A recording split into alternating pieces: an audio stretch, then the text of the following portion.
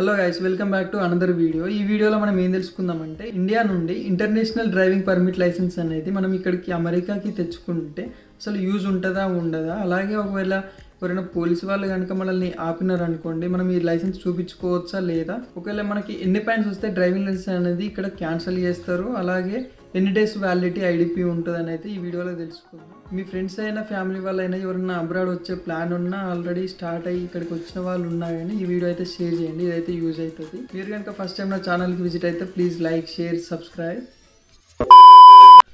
Hello మామ, మనం India నుంచి కనుక ఐడిపి తెచ్చుకుంటే యూఎస్లో 100% యూజ్ అయితే ఉంటుంది. ఎందుకు రా అంటే, మనం వచ్చి రాగానే ఇక్కడ కార్ నడిపేసి అసలు ఎవడు ఆపుతాడు ఏంది అని అనుకుంటే మాత్రం ఇక్కడ నడవదు. ఎందుకు రా అంటే, మన ఇండియాలో వచ్చేసరికి స్టీరింగ్ రైట్ సైడ్ ఉంటుంది, ఇక్కడ వచ్చేసరికి లెఫ్ట్ సైడ్ ఉంటుంది.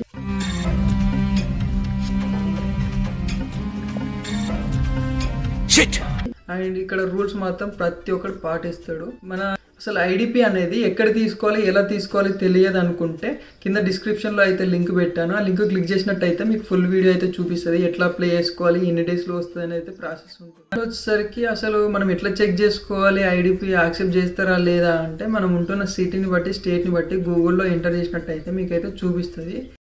ఓహో, గూగుల్లో సెర్చ్ చేస్తున్నావు, చెయ్యి గూగుల్ నా దాంట్లో అసలు డేట్ అయ్యే లేదు. నేనేదో మెసేజ్ చెక్ చేస్తాను అసలు ఎన్ని డేస్ వ్యాలిడిటీ ఏందని. ఒకవేళ మిమ్మల్ని ఎవరైనా పోలీస్ వాళ్ళు కనుక మిమ్మల్ని ఆపినారు అనుకోండి, మీరు ఫస్ట్ వచ్చేసరికి ఇక్కడ పోలీస్ వాళ్ళు ఎవరిని ఆపరు. ఒకవేళ ఆపినారు అంటే మనం ఏదైనా వయలేషన్ అయినా చేయాలి, లైక్ ఓవర్ స్పీడ్ వెళ్ళడం, వాళ్ళని చూసి లెఫ్ట్ రైట్ అట్లా చేంజ్ అవ్వడం, అట్లా ఏదైనా వయలేషన్ చేస్తే తప్ప. అండ్ నెక్స్ట్ వచ్చేసరికి వాళ్ళు ర్యాండమ్గా కూడా చెక్ చేసుకుంటారు. మన కార్ నెంబర్ కొట్టగానే మన నేమ్ మీద అసలు డ్రైవింగ్ లైసెన్స్ ఉందా లేదా అని చూపిస్తుంది వాళ్ళకి, అట్లయినా ఆపుతారు. ఒకవేళ వాళ్ళు ఆపినారు అనుకోండి, ఫస్ట్ మన దగ్గర మళ్ళీ ఎవరైనా పోలీసు వాళ్ళు ఆపినారు అనుకోండి, ఫస్ట్ అడిగేది డ్రైవింగ్ లైసెన్స్, సెకండ్ వచ్చేసరికి ఇన్సూరెన్స్. ఈ రెండిట్లలో ఏది లేకపోయినా కానీ మనకైతే టికెట్స్ వేస్తారు వాళ్ళు. ఫస్ట్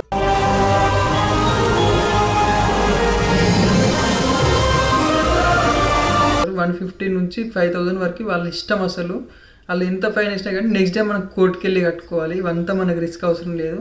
సో మనమైతే ఈజీగా ఇండియాలో ఉన్నప్పుడే ఐడిపి అయితే తెచ్చుకోవచ్చు, ఈజీగా అయిపోతుంది ప్రాసెస్.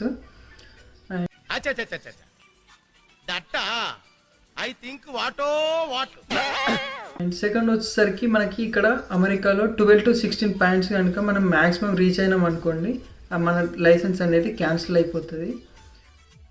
నార్మల్గా అయితే పోలీసులు ఎవరిని ఆపరు. వాళ్ళు ఎందుకు ఆపుతారు అంటే, ఒకవేళ మనం ఏదైనా వయలేషన్ అయినా చేయాలి, లైక్ ఓవర్ స్పీడ్ అయినా వెళ్ళాలి, లేదంటే వాళ్ళు ఉన్నారు అనుకోని లెఫ్ట్ సైడ్ రైట్ సైడ్ వెళ్ళడం, తొందరగా బ్రేక్ కొట్టడం, ముందున్న వెహికల్కి డిస్టెన్స్ మెయింటైన్ చేయకపోవడం, లేదంటే మన నెంబర్ వాళ్ళు ర్యాండమ్గా చెక్ చేసినప్పుడు మన నేమ్ మీద ఎలాంటి లైసెన్స్ లేకపోవడం ఉన్నట్టయితే వాళ్ళు మనల్ని అయితే ఆపుతారు. వాళ్ళు ఆపినారు అంటే ఫస్ట్ మన దగ్గరకు వచ్చేసి ఫస్ట్ డ్రైవింగ్ లైసెన్స్ అడుగుతారు, నెక్స్ట్ వచ్చేసరికి ఇన్సూరెన్స్ అడుగుతారు. ఈ రెండిట్లలో ఏది లేకపోయినా కానీ మనకైతే టికెట్ వేస్తారు. ఆ టికెట్ ఎట్లా కట్టుకోవాలా అంటే, ఆన్లైన్లో కట్టుకోవచ్చు, ఆఫ్లైన్లో కట్టుకోవచ్చు.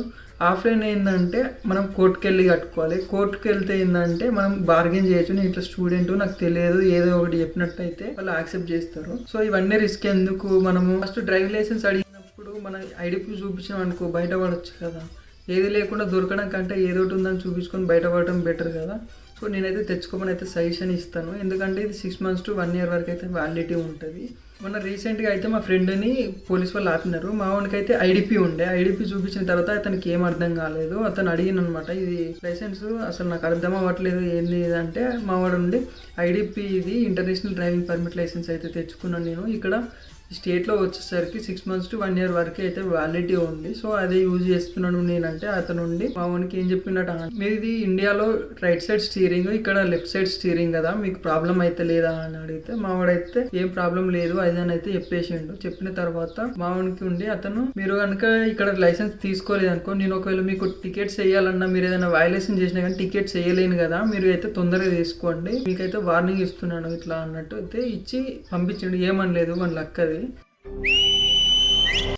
ఒకవేళ మనల్ని ఇక్కడ ఎవరైనా పోలీస్ వాళ్ళు, కాప్స్ కనుక ఇక్కడ ఆపినారు అనుకోండి, ఆపినట్టయితే వాళ్ళు ఫస్ట్ అడిగేది మనల్ని డ్రైవింగ్ లైసెన్స్, సెకండ్ వచ్చేసరికి ఇన్సూరెన్స్. ఈ రెండిట్లో ఏది లేకపోయినా కానీ మనకైతే టికెట్స్ ఇస్తారు. టికెట్స్ వేస్తే మాత్రం మనం కోర్టుకి వెళ్ళి నెక్స్ట్ డే కట్టుకోవాలి. ఒక టైం అయితే ఇస్తాడు, ఆ టైం లోపు అయితే మనం కట్టాలి పక్క, లేదంటే మనకి నోటీసులు అయితే వస్తాయి. అవన్నీ రిస్కులు మనకు అవసరం లేదు కదా. ఒకవేళ పోలీస్ వాళ్ళు కనుక మనల్ని ఆపినారనుకో ఫస్ట్ డ్రైవింగ్ లైసెన్స్ అడుగుతారు కదా. మనం ఐడిపి తెచ్చుకున్నాం అనుకో, ఇప్పుడు మనం అయితే తెచ్చుకున్నాం కదా ఐడిపి అయితే ఇక్కడ యూజ్ అవుతుంది. ఆ ఐడిపి కనుక చూపించినట్టయితే అతను చూస్తాడు. అయితే చూసిన తర్వాత ఆయనకు అర్థం కాలేదనుకో అడుగుతాడు మనల్ని. అడిగినప్పుడు నేను ఇట్లా ఇంటర్నేషనల్ డ్రైవింగ్ పర్మిట్ లైసెన్స్ అయితే తెచ్చుకున్నాను, సో ఇక్కడ నేను చూసుకున్నట్టయితే ఇక్కడ 1 year వరకు అయితే వ్యాలిడిటీ ఉంది, 6 months to 1 year అని చెప్పినట్టయితే అతను సెర్చ్ చేసుకొని వదిలేస్తాడు. నేను ఇచ్చే సజెషన్ ఏంటంటే ఒకవేళ మనం ఏం తెచ్చుకోకుండా వచ్చి దొరికినాం అనుకో రిస్క్ అవుతుంది. ఒకవేళ ఏదో ఒకటి ఉందని చూపించుకొని బయటపడడం బెటర్ కదా. సో నేనైతే తెచ్చుకోమని అయితే సజెస్ట్ చేస్తాను. ఐడిపి అనేది మ్యాక్సిమం 6 months to 1 year వరకు అయితే ప్రతి ఒక్కరికి వ్యాలిడిటీ ఉంటుంది. మనకి ఐడిపిలో కూడా చూపిస్తుంది ఏ డేట్ నుంచి ఏ డేట్ వరకు అయితే వ్యాలిడిటీ అని. మీకు కనుక ఈ వీడియో నచ్చినట్టయితే ప్లీజ్ లైక్, షేర్, సబ్స్క్రైబ్. మరి నేను నెక్స్ట్ వీడియోస్తో అయితే మీ ముందుకు వస్తాను. బాయ్.